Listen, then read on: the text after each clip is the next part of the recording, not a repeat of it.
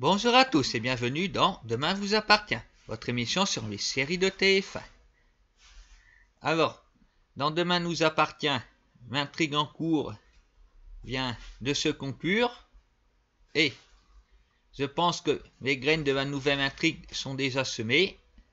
Nous allons revenir sur les événements de la semaine en images. Alors, la police enquête toujours sur le meurtre de Franck. Et la police enquête surtout à charge, puisque en effet, c'est Sandrine qui est la principale suspecte. Faut pas chercher plus loin. C'est elle qu'il faut coincer. Et je ne pense pas que tout cela soit très légal non plus, parce que les enquêteurs ont tous des liens avec la famille Lazzari. À commencer par Georges, qui est en couple avec la fille de la principale suspecte. Il nous aura d'ailleurs prouvé cette semaine qu'il n'était pas très professionnel. D'un côté, il a trouvé des preuves dans le dos de sa hiérarchie, mais de l'autre, il ne les a pas utilisées pour être bien vu par Victoire. Ajoutons à cela Martin, qui lui aussi par le passé est sorti avec Victoire. Aurore, dont la fille sort avec Arthur, le fils de Sandrine. On se dit, ils sont pas très neutres là-dedans. Il y a aussi Sarah, qui est sortie avec l'autre fils de Sandrine autrefois. Normalement, l'équipe de 7 aurait dû demander à d'autres personnes d'enquêter à leur place. Eux, ils sont sans doute au complet au niveau effectif. Ils pouvaient demander à personne d'autre de grader de le faire. Mais normalement, ils auraient dû lâcher l'affaire depuis un petit moment.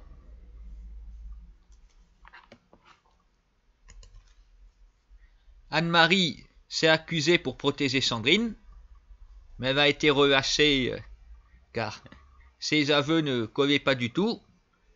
Mais au moins, ça a permis définitivement à la mère et à la fille de se réconcilier. Les choses vont en fait s'accélérer grâce au témoignage de Jeanne, qui a vu Sandrine jeter l'arme. Effectivement, la police va la retrouver, ce qui va permettre à la vérité d'éclater. Franck avait voulu tuer Sandrine, et c'est Morgane qui est intervenue et qui a abattu son propre frère. Un scénario que la police n'avait absolument pas envisagé.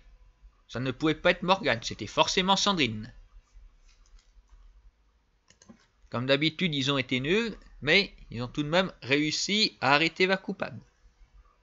Puisque nous ne savons pas, est-ce que Morgane va aller en prison ou ressortir la semaine prochaine. Je lui souhaite en tout cas, parce que c'était bel et bien de la légitime défense. Autre sujet, nous aurons vu Bart et Louise aller plus loin dans leur relation. Une relation qu'ils tentent de cacher à ses enfants. Être plus ou moins de succès puisque Bart avait oublié ses chaussettes sur place. Mais bon, ces derniers ne se doutent de rien. Surtout étant donné l'âge de Bart qui est proche du leur, évidemment, ils ne sont pas en train de s'imaginer autre chose. Nous voyons le trio réunis et Louise qui est juste en face. Ça fait plutôt la mère et ses 3 enfants. Mais il y a eu une parole qui a été assez bizarre. Il parlait d'un professeur de maths. Les gens ne voient pas qui c'est au lycée, mais bon. Un professeur de maths avec qui ils avaient fait une vidéo avant les vacances. C'est un peu incompréhensible parce que ils sont allés au lycée à la rentrée de janvier, pas avant. Alors c'est déjà les vacances à 7, parce que c'est pourtant un prof que Bart connaît, donc c'est au lycée de 7. Je pense que voilà, la série fait vraiment de l'à peu près. Non seulement ils ont leurs propres règles, pourquoi pas, mais leur temporalité aussi n'est pas toujours au top. Pour ce qui est d'Iris, la vérité a bien éclaté, puisque Soraya et Nour avaient de plus en plus de doutes. Et du coup, elle leur a avoué qu'elle avait reçu le cœur de leur mère. Après, elle aura rencontré Bilal aussi. Alors, ça a visiblement fait du bien à tout le monde. Maintenant que Iris a rencontré la famille de sa donneuse, quel va être son comportement? Va-t-elle disparaître de la série ou peut-être être très présente et je ne sais pas, harceler Samuel pour se mettre en couple avec lui? Nous verrons bien. Sinon, pour la famille Daunier, l'histoire de la semaine dernière s'est poursuivie, à savoir cette idée de tatouage qui fait du remplissage. Puisqu'en effet, les deux sœurs, Manon et Sophia, se seront fait un tatouage dans le dos de leurs parents. Alors bien sûr, ça ne plaît pas, oui, mais il ne fallait pas leur donner l'idée. Du coup, Aurore s'est empressée d'en faire un juste après. Et ça risque d'être contagieux, puisque Betty a aussi l'intention d'en faire un. Pour ça, il reste à convaincre sa mère, bien sûr. Bon, sinon, elle pourra toujours faire, comme ses copines, une fausse autorisation parentale, puisque les tatoueurs dans les séries TV, eh ben, ils vérifient jamais. Ça, c'est un grand classique. Le tatouage, pas de problème. T'apportes un papier, soi-disant c'est fait par les parents. Voilà. Une fois de plus, on est dans le gros cliché. Un petit peu inutile, mais bon, voilà. Une fois par semaine, on nous parle de tatouage. Sinon, nous aurons vu un nouveau personnage arriver à 7, Isam, le fils d'un ami d'Anna. Alors, lui aussi a un problème de cœur. Il faudra qu'il soit opéré, mais il n'a pas d'argent. Alors là, ça rejoint assez le personnage de Solène. Peut-être qu'il va être en couple après. Elle non plus n'a pas d'argent pour se faire une opération lui permettant de remarcher. Alors, que vont-ils faire? Et sinon, c'est le grand retour de Danieli qui est sorti de prison et il recontacte Jules dans le but de récupérer sa part du butin. Jules dit qu'il ne sait pas où elle est. Bon, en réalité, on sait bien que lui et sa mère ont décidé de ne pas toucher à l'argent volé pour ne pas être accusés de complicité. Puisqu'il n'y a pas vraiment de preuves contre eux, que des soupçons. Alors en ne touchant pas à l'argent, ça fait ceux qui n'étaient au courant de rien. Bon, Danieli semble s'être satisfait de cette explication pour le moment. En tout cas, Jules lui a consacré un petit peu trop de temps. Il devait voir Charlie, il n'aura pas fait. Elle avait été furieuse. Mais Danieli, quant à lui, a des intentions qui ne sont certainement pas bonnes, puisqu'il sera visiblement lundi prochain à la fête déguisée du Spoon. Je pense que c'est cela qui va lancer la nouvelle intrigue. Alors que va-t-il se passer? Pourquoi pas une murder party? Un des participants est assassiné. On saura même pas qui sont les suspects puisque tout le monde sera déguisé. Alors est-ce que ce sera Danieli le coupable ou la victime? Ça pourrait être ça aussi. Il serait revenu dans la série ressorti de prison pour mourir. Nous verrons bien ce que ça va donner cette fête au Spoon, sans raison, à part une raison qui est sans doute très bonne pour les scénaristes. Voilà, alors donc, nous en saurons plus lundi prochain. Nous allons maintenant passer au résumé de Ici tout commence, où l'intrigue se poursuit et elle n'est certainement pas près d'être terminée.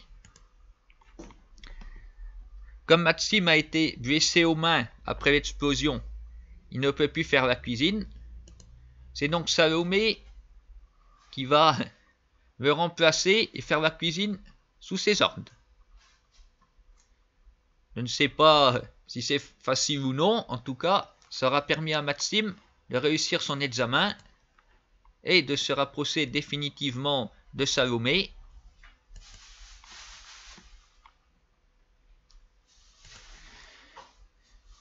De son côté, Antoine a de plus en plus de doutes sur la culpabilité de Louis. Il accepte l'idée de Caroline qu'elle s'introduise chez eux pour chercher des preuves qu'elle n'aura pas trouvées. Par contre, elle va se faire surprendre par eux deux, et pour ne pas retourner en prison, elle va avouer qui lui avait demandé de faire ça. Antoine est tellement préoccupé par cette affaire qui délaisse Rose, qui est en train de passer beaucoup de temps avec lui Sandro et de m'embrasser.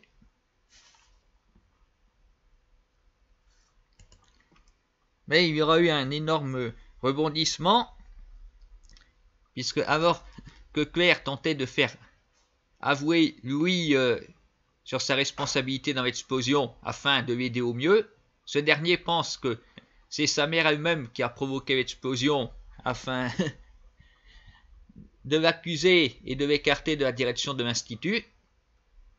Ça, c'est encore une idée de Louis, bien sûr, qui tient pas trop la route, sa mère étant aux premières loges quand c'est explosé, mais bon.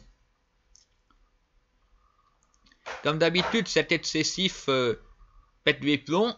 Nous l'aurons vu monter sur le toit de l'école et menacer de se jeter dans le vide. C'est finalement Elodie qui aura réussi à le calmer. Et après ça, Louis va se faire interner. Ce qui est certainement une bonne idée parce que avec son caractère, s'il n'est pas coupable, il passe surtout pour un fou.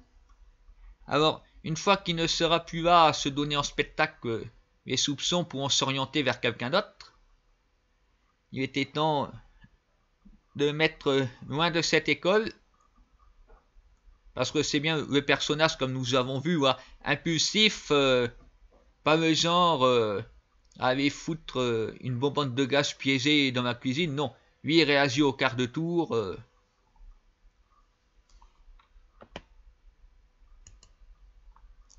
Ce qui a été vraiment surprenant à la fin de la semaine, c'est Jérémy qui a dit que Louis est innocent.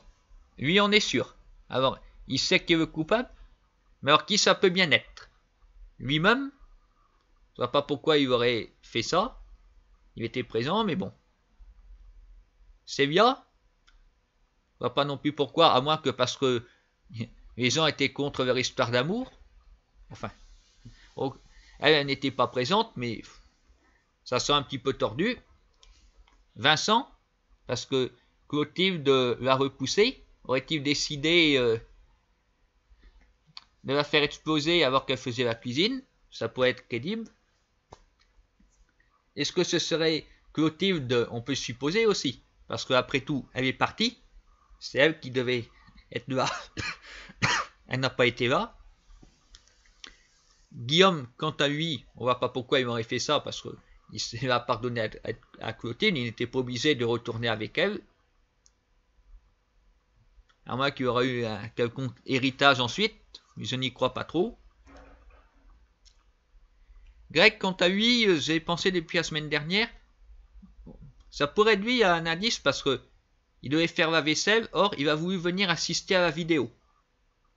Parce qu'il n'aime pas du tout Maxime. Après, ce n'était qu'assister à la vidéo, pas y passer. Alors, je ne vois pas pourquoi Greg a insisté pour Edouard. D'autant que sa conversation avec Salomé était en train de distraire Maxime. Alors, est-ce que ce serait un pièce de Greg, qui était quand même lui aussi dans la pièce au moment de l'explosion?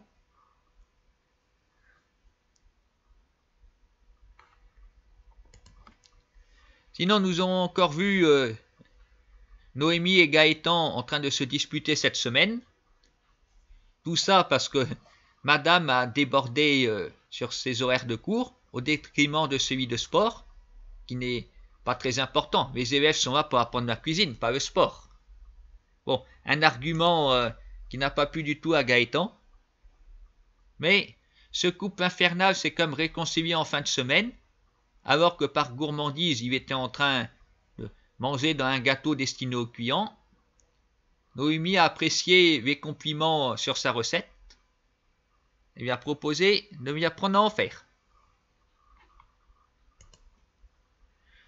Nous aurons vu le retour de Hugues, bon, toujours à donner de l'argent à Hortense. Cette fois-ci, il avait une condition, la prendre dans ses bras. une première étape avant je ne sais quoi d'autre. Hugues est un personnage assez bizarre. On pourrait aussi le soupçonner d'être derrière cette explosion. On voit pas trop quel serait l'intérêt, évidemment, mais s'il semble gentil au premier abord, sa générosité est déconcertante. Alors, qu'a-t-il vraiment en tête pour être comme ça avec Hortense? C'est bizarre. Un autre qui a des intentions qui ne font aucun doute, c'est Tessier, qui est toujours au petit soin avec Martha, sauf qu'évidemment, son fils n'apprécie pas de voir son père tourner autour de sa copine. Il veut l'écarter, et pour cela, menace d'en parler à sa mère. Et enfin, nous aurons vu de nouveaux personnages arriver dans la série, Laetitia et Kevin, qui sont donc officiellement sœurs, mais en réalité mère et fille.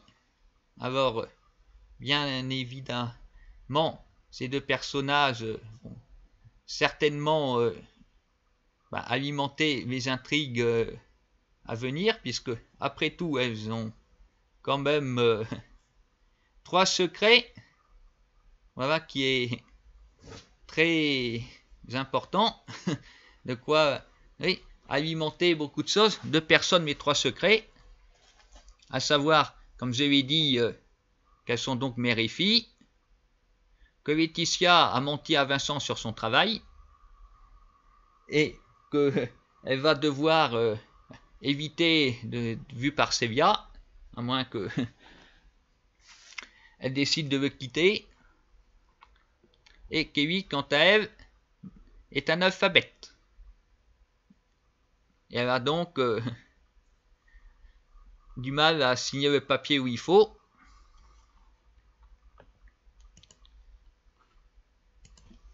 Et nous verrons bien avec ces 2 nouvelles gardiennes de l'Institut si elles seront compétentes. En tout cas, nul doute que nous les verrons beaucoup dans les prochaines séquences. Je vous souhaite à tous de passer une bonne semaine et rendez-vous le week-end prochain pour une nouvelle analyse.